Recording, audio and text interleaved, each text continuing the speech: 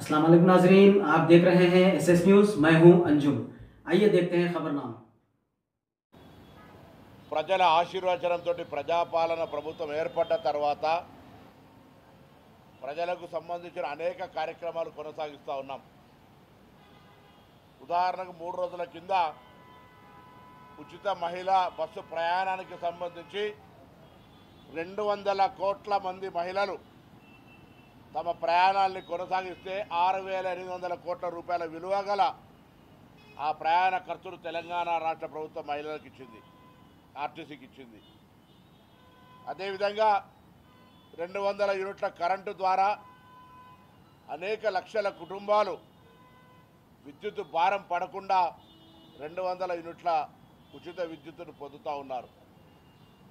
గ్రామీణ ప్రాంతాల్లో రైతాంగానికి అనేక రకాలుగా రైతు భరోసా కావచ్చు, రైతు రుణమాఫీ కావచ్చు, సన్నవడ్ల బోనస్ కావచ్చు, అదేవిధంగా ఇందిరమ్మ ఇండ్లు గ్రామీణ ప్రాంతాల్లో దిగ్విజయంగా స్థలాలు ఉన్నాయి కాబట్టి ఇందిరమ్మ ఇండ్లు అన్నీ కూడా గ్రౌండింగ్ అవుతూ ఉన్నాయి. హైదరాబాద్ నగరానికి సంబంధించి నిన్న కూడా క్యాబినెట్లో గత ప్రభుత్వం ఉప్పల్లో ఉపాధి ఉంటే కొల్లూరులో ఇల్లు కట్టినారు, అక్కడికి పోకుండా ఖాళీ ఉన్నాయి, నిష్ప్రయోజనం అవుతూ ఉన్నాయి. అక్కడ ఇల్లు కట్టినప్పటికి కూడా 30,000 ఇల్లు ఖాళీ ఉన్నాయి. వాళ్ళ ఉపాధి ఇక్కడ, వాళ్ళ జీవితం ఇక్కడ, వాళ్ళ చదువు ఇక్కడ, వాళ్ళు ఉండేది ఇక్కడ. వాళ్ళకి ఎక్కడనో ఇల్లు ఇస్తే పోలేక, అందుకే ప్రభుత్వం స్పష్టంగా వాళ్ళు ఉండే దగ్గరనే ఇల్లు కట్టాలనే ఆలోచనతోటి ప్రజలను కొంత సమన్వయం చేసుకొని స్లమ్స్లన్నిటి కూడా ఎక్కడెక్కడైతే పేదలు ఉంటా ఉన్నారో, ఇల్లు కావాలంటా ఉన్నారో వాళ్ళందరికీ ఇల్లు కట్టించే ఆలోచన కూడా చేస్తూ ఉంది.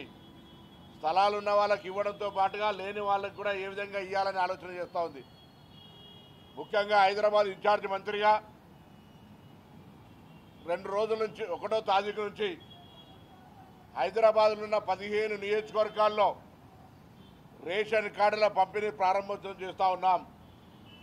25వ తారీఖు నుంచి 10 లోపల రాష్ట్ర వ్యాప్తంగా నూతన రేషన్ కార్డుల పంపిణీ ప్రక్రియ చేయమని క్యాబినెట్ డిసిషన్ తీసుకుంది. కాబట్టి హైదరాబాద్లో ఉన్న 15 నియోజకవర్గాల్లో దాదాపు 50,000 కొత్త కార్డులు వెరిఫికేషన్ అయి జారీ కొరకు సిద్ధంగా ఉన్నాయి.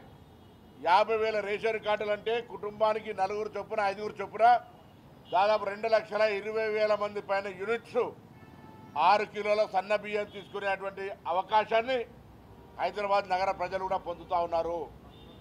అంతేగాక దాదాపు 1,50,000 కొత్త యూనిట్స్ అంటే రేషన్ కార్డుల యొక్క ఉన్న దాంట్లో నా పేరు మీద రేషన్ కార్డు ఉంటే 10 సంవత్సరాలుగా నా కుటుంబ సభ్యుల సంఖ్య పెరిగితే కూడా ఆ సంఖ్యను అందులో నమోదు చేసుకునేటువంటి అవకాశం లేకుండే ఈరోజు ఆ విధంగా 1,50,000 కార్డుల్లో దాదాపు 2,50,000 మంది పేర్లను నమోదు చేసుకున్నటువంటి కార్డులను కూడా ఇస్తూ ఉన్నాం. రాజకీయాలకు అతీతంగా అర్హతను బట్టి ఇప్పుడు కూడా ఇంకెవరైనా రేషన్ కార్డు రాలేదు, నాకు రేషన్ కార్డు కావాలనుకుంటే ఇప్పుడు కూడా అప్లికేషన్ చేసుకోండి. 1,00,000 మందికి ఇవాళ కూడా వెరిఫికేషన్ అవుతూ ఉంది. ప్రభుత్వం సానుకూలంగా 10 సంవత్సరాలు తెలంగాణ వచ్చిన తర్వాత పడ్డ ఇబ్బందులను తొలగించాలని ఈ రేషన్ కార్డుల ప్రక్రియ చేస్తూ ఉంది.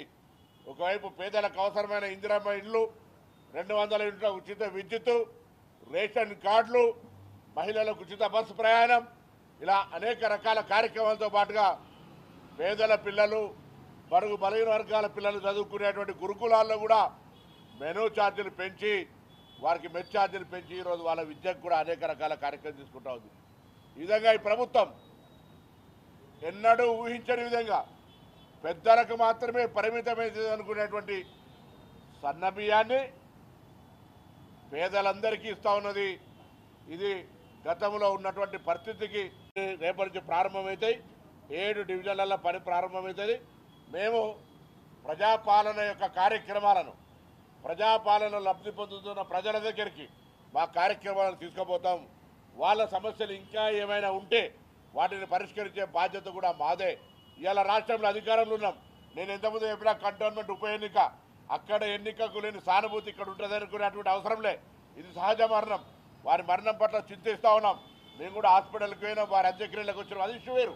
ఇవాళ ఈ రాజకీయంగా జూబ్లీ హిల్స్ అభివృద్ధి జరగాలి, ప్రజా సమస్యల పరిష్కారం కావాలనుకుంటే తప్పకుండా అధికారంలో ఉన్నటువంటి ప్రజాపాలన ప్రభుత్వం ఈ నియోజకవర్గ ప్రజల సమస్యలు పరిష్కారం కావడానికి ఈ ప్రజలకు ఇచ్చినటువంటి అవకాశం తప్పకుండా ఈ కాన్స్టిట్యున్సీ హైదరాబాద్లో ఉన్న అన్ని నియోజకవర్గాల కంటే ఎక్కువ అభివృద్ధి అయ్యేటువంటి అవకాశంగా ఉంటుంది. కాబట్టి అవకాశం వినియోగించుకునే విధంగా మా నాయకత్వం ప్రజల దగ్గరికి పోతాం. చిన్న చిన్న అంశాలన్నీ కూడా ఓవర్కమ్ అయిపోయి అందరూ ఐక్యంగా, అందుకే బయట నుంచి లేదు లోపాలన్న తర్వాత లోపలందరూ కూడా సంఘటితంగా సంఘీభావంగా ఉండాల్సిన పరిస్థితి ఉంది. ఆ విధంగా ముందుకు పోతాం. ప్రధాన సమస్యలు అంటే కొంత ఇళ్లకు సంబంధించినటువంటి అంశం ఉంటుంది, పేదలకు సంబంధించిన స్లమ్స్ ఉన్నాయి, అక్కడెక్కడ కొంత వాటికి డ్రింకింగ్ వాటర్కి సంబంధించిన ఇష్యూస్ కూడా మెట్రో వాటర్ వర్క్స్ వాళ్ళతో మాట్లాడినాం. ఇటీవల బోరబండలో ఒకటి ఇనాగ్రేషన్ కూడా చేసుకున్నాం. దాంతోపాటుగా శానిటేషన్కి సంబంధించి కానీ స్ట్రీట్ లైట్కి సంబంధించి కూడా పర్ఫెక్ట్గా, ఎందుకంటే దాదాపు 10-15 నెలల నుంచి సరైన ప్రాపర్ రిప్రజెంటేషన్ లేక, నేనెవరు తప్ప ఆయన అనారోగ్యం ఉన్నదా కారణం ఏమైనా కావచ్చు, ప్లస్ ఇతరత్ర సమస్యల వల్ల కొంత జూబ్లీ హిల్స్కి జరిగిన ఇబ్బందిని అన్నిటినీ పరిష్కరించే విధంగా మా చర్యలు ఉంటాయి. అది మొన్ననే మా గౌరవ వివేక్ గారు ఆల్రెడీ కార్యాచరణ తీసుకున్నారు. దానికి సంబంధించి కూడా కార్యక్రమం కొనసాగుతుంది. ఇంకా మీ దృష్టికి వస్తే కూడా ఏమైనా ఉంటే కూడా దయచేసి ప్రభుత్వం దృష్టికి తేండి. ప్రజా సమస్యల పరిష్కారంలో ఒక నిమిషం కూడా ఎరుకోలేదు.